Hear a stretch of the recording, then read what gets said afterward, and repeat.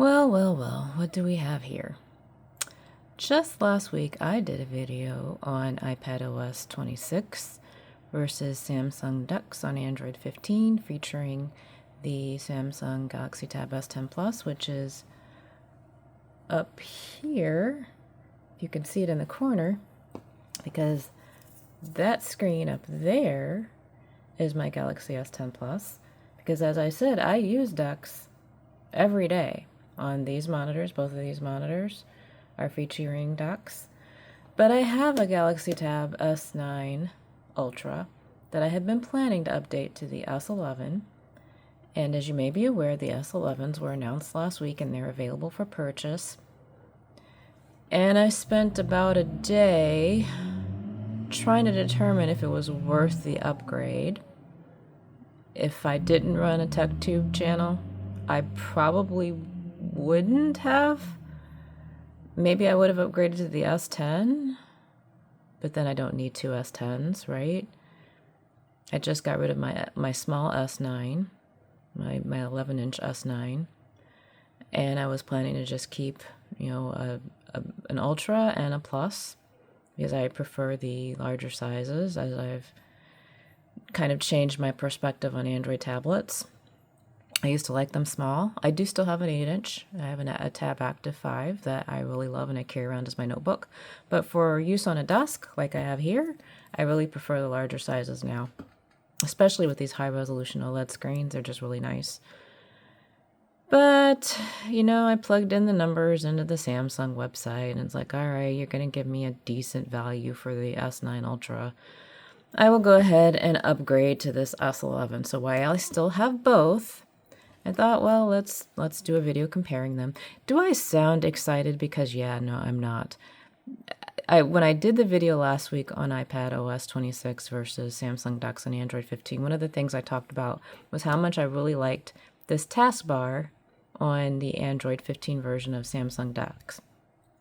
This taskbar in Android 16 and One UI 8 is gone on the tablet, as you can see here. We now just have this taskbar at the bottom that just features the dock, and you no longer have the time and the date, and you don't have a little calendar feature. You don't have your recents and your search and all that over here. It's just the dock. You do still have your normal display of notifications here. And if you scroll down on this side, you get your quick settings. So that's all like it is in tablet mode. When you plug an Android 16 or One UI 8 tablet into an external monitor, then you do get more of this classic DeX on the monitor. There's no way to get it, as far as I can tell, and I'm sure somebody will work out some weird workaround. I didn't see a way to do it even with good luck. So this is what you get on the tablet. Now because I talked so much about how much I love this taskbar, I'm not happy about that, right? I very rarely plug my Ultra into a monitor. I do have two portable monitors back here that I've talked about before. I keep Windows running on that one, and I have this one just available for whenever I want to plug in some kind of Android device with a desktop to kind of play around with it. But that's usually a phone. It's not usually a tablet, because when you have a 14.6-inch tablet and you have, I think these are 15.6-inch monitors, the difference isn't really that significant. It's a 4K monitor, true, and this one is not 4K. I think it's roughly 3K, but it's high enough res at this size that I never felt the need to plug it in, because I don't really do dual screen multitasking with my tablets. I do that with my phone. So at least it is still available on the phone. I have a Galaxy S25 Ultra that I do plug into my monitor, and I get classic DeX, or the newest version of the more classic looking DeX. However, Samsung giveth as well as taketh away. When you do plug in this new DeX, when in tablet mode, when you plug it into an external monitor, you get to keep this on the tablet. One of the things that I never liked about the old DeX is this all goes away on the tablet when you plug it into a monitor. and you're just thrown back into default tablet mode. You don't get an opportunity to do any kind of drag and drop multitasking. And that was one of the things that, if you watched my video last week, I really liked about iPadOS 26 is the ability to plug it in. The screen doesn't change, everything stays the way it is, and you get the opportunity to drag and drop windows. Well, Samsung brought that to their Android 16 One UI 8. That is fantastic, and I hope they continue to do that with all of their other devices, with whatever new smaller tablets or future tablets. I hope they continue to make this even better over time. Because, again, when you have a 15-inch tablet, I don't know how often you're plugging that into an external monitor. I would be very curious to know how many people have the larger Samsung tab, the Ultra, and plug it into an external monitor. I do it a lot. When I had my 11-inch, I had it plugged in up here. Now I have the 12.4 plugged in, and it is bigger, and it is kind of in the way of my monitor, but I like having the larger size when I want to use it not plugged into a monitor. And I have a phone over here. I have the Z Fold 3 plugged in, and that one is just showing, it's actually showing a Bible app because it allows me to keep the screen on. I guess any reader would do, but I just pull up that one because I know when I pull it up, the screen will stay on. So I have that screen on so that it doesn't die on me throughout the day. It just stays on all day. Probably getting burn in on that screen, but it's okay because I don't use the Z Fold 3 for anything other than what it's doing right now, which is being plugged into this monitor. And yes, I do have them reversed. I'm weird. It's just worked out that way over the years. Don't judge me. So on one hand, I am unhappy about the removal of classic decks and the classic taskbar. I do really like the fact that now you can drag and drop windows, and I am interested to see what they do with that on the S10 Plus when it gets One UI 8. And I would like to see, the ability to drag and drop things from the phone as well. As it stands today with the phone, you can just send an app to the external monitor or send an app from the external monitor to the phone. You can't really drag or drop them. I do hope they continue to elaborate on that feature and make it better in the future. Other than that one really big change, I've not noticed a whole lot different between the two tablets. Now, the biggest difference is with lock screens. If I turn these off and I get their lock screens going, you'll see I get widgets over here, which I like. I like that feature. I do want to see them enhance it and make it better. I would like to be able to have more customization on the lock screen, but I haven't played a whole lot with it since I've only had this tablet for a few days. Picked it up on Saturday and I'm recording this on Monday, so I haven't had a whole lot of time to play with it. But Dex is so important to me that I wanted to do kind of an initial impressions video on that right away, since I just raved about it last week. It's already different. So that's something that I do like. I do like the widgets on the lock screen. I do like the enhanced abilities of what you get with the lock screen. I think that is great. Overall, other than that though, I talked also with iPadOS about the ability to use Stage Manager and kind of have desktops. You do get desktops now with this new version of Dex. So I'm in this desktop. I've got one over here, and then I've got, I think, one more. So you can arrange apps. It kind of tiles them in this view, but when you actually open the views up, it looks however you left it, which in this particular case, it looks like nothing because I didn't have anything maximized. But those are the apps that you can see what apps are running in each of the desktops. And again, when you open them up, it'll show you whatever you had running last in them, the way you left it. And then it'll tile them so you can see what all's open. So I do like that feature. And if you scroll all the way to the left and you want to get out of Dex, then your apps that are just running in tablet mode are over here, and you can go back to those. So here I am in Podcast Republic, which you've probably heard me complain about in the past. On iOS or iPadOS, everything works as it should on Android most of the time.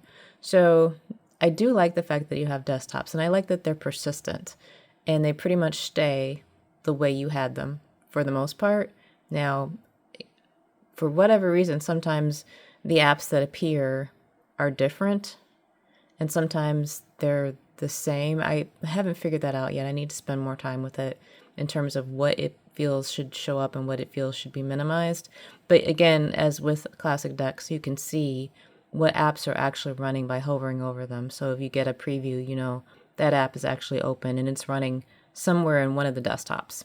One of the desktops has it running. So I do like the desktops feature. I do still wish that they kept this calendar feature because I really do like it. You don't get that up here because you just get the drop down and you don't get anything when you hover over it. Now, I'm going to continue playing with this, messing around with it and seeing what else makes this S11 Ultra better than the S9 Ultra or the S10 Ultra. I don't have an S10 Ultra, but I know from the S10 Plus that it's very similar. They didn't change a whole lot between those two. But because docks is so different, I don't want to do a kind of a quick response video on that. I also want to do one other thing. So give me a second here to set up.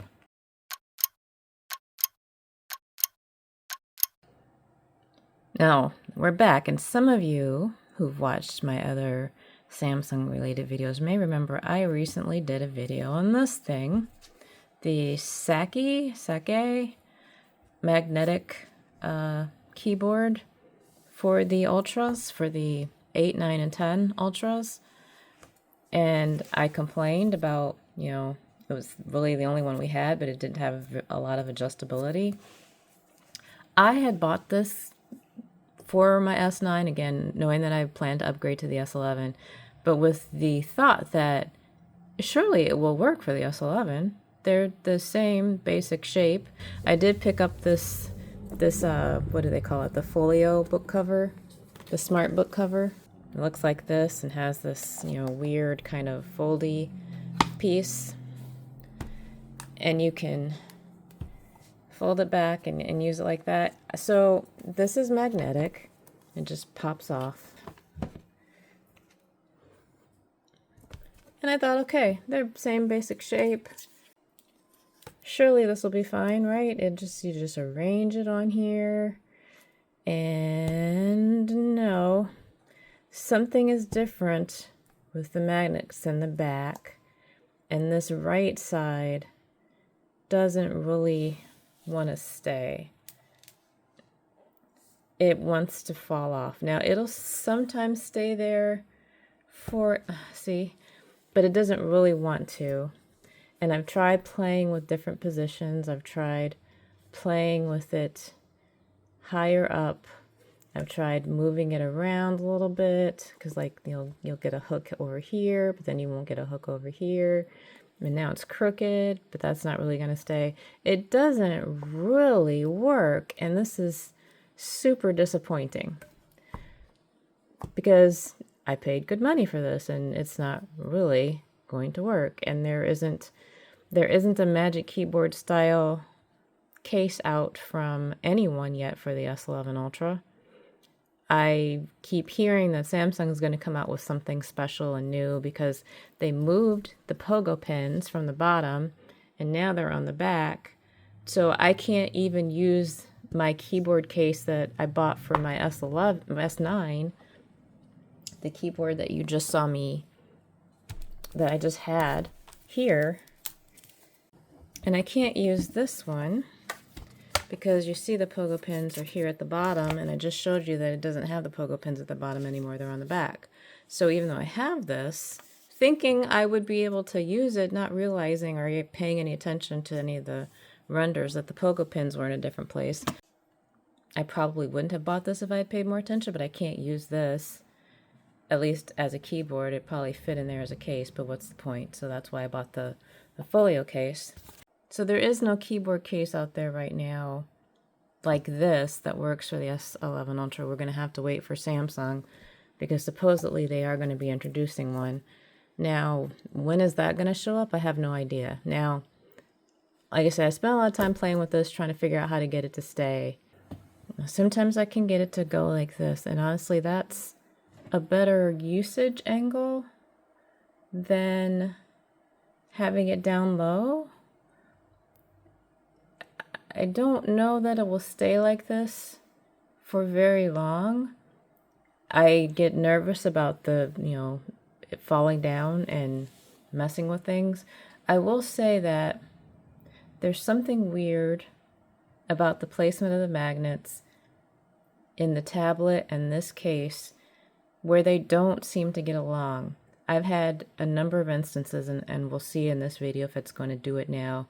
It probably won't because it's on camera and it's going to perform nicely and friendly. I've had instances where I've had it in this folio case and I had it up high like this because this has magnets in it as well, and it'll stick in this high position pretty well. I've used it like that in bed, watching video or whatever, and that will stay just like it's staying now. It stays pretty well, but I've noticed that I can have the tablet crash 2 to 3 times in the span of 20 minutes. And I tend to believe it's magnet related. It doesn't make any sense to me just off the top of my head, but there's something, maybe it's the additional folio case magnets, too many levels of magnets, just mess with it, but it will completely just reboot in the middle of doing something, usually in the middle of YouTube, because that's usually what I'm doing in bed, is watching some kind of video or reading some kind of web page, and whatever I'm doing, it will just spontaneously reboot. No warning, no error message, just next thing you see is Samsung across the black screen. Does reboot quickly, I will give it that, but it's rebooting and I don't know what that is.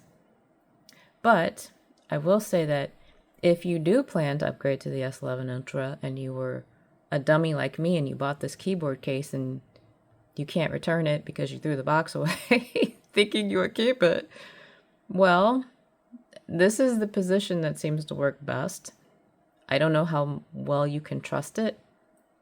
You see that it hasn't slid off yet, but it does look really awkward. It is usable. It is not overly top heavy. It's not tipping over, but obviously this isn't the way it was designed to be used. So I'm very disappointed by that, because even though this keyboard case is terrible, it is the best magnetic keyboard case available for the Ultra. So I'm probably going to keep using it awkwardly like this until Samsung comes out with theirs, and hope and pray that when Samsung does come out with theirs, that because they did move the pogo pins, hopefully they'll come out with something like this with a floating cantilever magnetic approach like the Apple Magic Keyboard. If they don't, I'm going to be so disappointed, and I'll probably end up buying their stupid folio book cover slim and just trying to find a good mouse. This is where a very disappointed JP is with her Samsung Galaxy Tab S11 Ultra. I mean, I'm going to keep it. I do like the drag and drop when you have external monitors, and I do like the lock screen widgets. I'm sure I'll find something else that I like with it too. I'm a little heartbroken, but it is still a beautiful tablet. It does have a faster processor. I will put the processor through its paces, maybe do a video export comparison between the S9 Ultra, the S10 Plus, and this to see, how far have we come over 3 iterations of Samsung's tablets. Because otherwise they're pretty similar. So let me know if there's anything else you would like to know about the Tab S11 Ultra, and I will see if I can incorporate it into future videos. But that's where I am today. Thanks for watching.